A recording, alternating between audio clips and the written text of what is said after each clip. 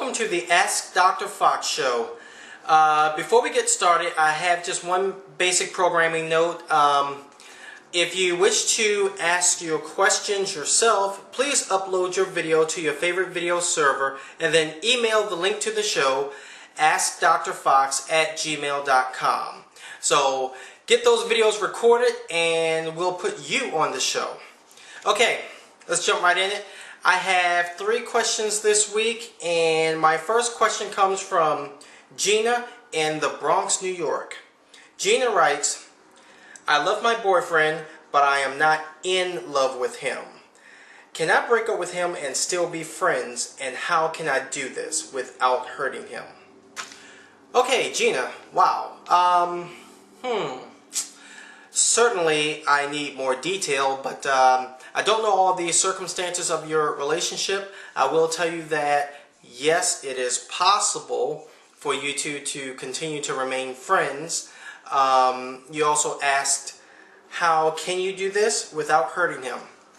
I would suggest a very, very public place because I don't know your boyfriend or his temperament or whatever. I would suggest that you go to a restaurant, whatever, sit down, eat with him, create a good mood, a good atmosphere, and casually start discussing the basis of your relationship and let him know gently that, you really care about him and you think he's a great person, but he's just not the one for you, or as it's been put lately, you're just not into him. However, I will state this, you say it without hurting his feelings. I doubt if that's going to happen. If he really does care about you, he's going to be hurt to some degree, whether he shows it or not. Deep down inside, when he's laying in bed at night by himself and he's thinking, you're going to hurt him no matter what. If two people care about each other, even if it's just on a friendship level, you're going to feel some sort of loss.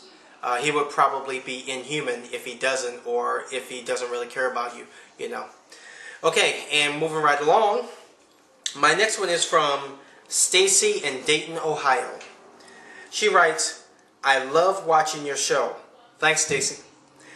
She writes, I buy a lot of DVD movies from Columbia House. However, I'm thinking of renting movies from Netflix because it may be cheaper. However, can you tell me, is it really worth it?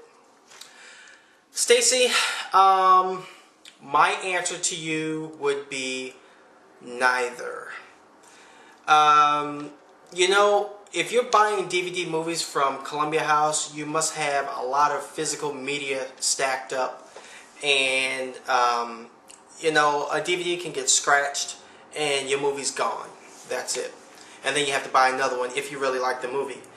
As far as Netflix goes, renting DVDs, personally, to me, is just outdated.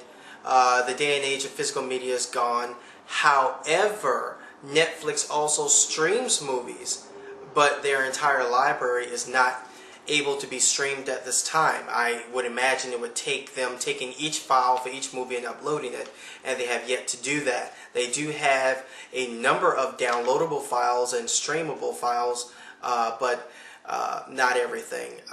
My advice to you would actually be to get some sort of device where you can download movies and keep them digitally, whether it's a hard drive or whether it's a Apple TV or some sort of form of digital media, or if you just like to download movies to your computer and then save them to an external hard drive so you don't overflow your computer's hard drive, you might as well do that. Just go digital. The day and age of physical media is seriously dead. Okay, and my final question this week is from Alan in Charlotte, North Carolina. Alan writes, I just bought a hard drive camera.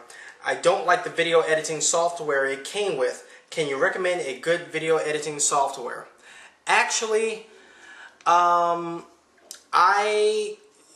don't know if you're editing video on a PC or a Mac. It makes a big difference. If you're editing video on a Mac, I'm going to say you can use Final Cut Express or Final Cut Pro. If you're using a PC, wow, that's a long list. There are many video editing softwares out there. In addition to that, I don't know if you're doing this for personal use or professional. If you're doing it for professional use, I probably would say Adobe Premiere or Avid. But if you're going personal, a really good video editing software would be maybe Pinnacle or maybe Movie Edit Pro 14. There's many softwares out there. You just have to explore. If you could email me your question back again, and this time tell me if you're doing personal video editing or professional editing, and if you're doing it on a PC or a Mac. That would make a big difference. But if you're doing Mac, I would probably recommend Final Cut Express or Final Cut Pro. And if you're doing it on the PC, I'm going to say, you know, Pinnacle or Movie Movie Pro 14 or something like that would be great. Okay? All right, and that's it for this week.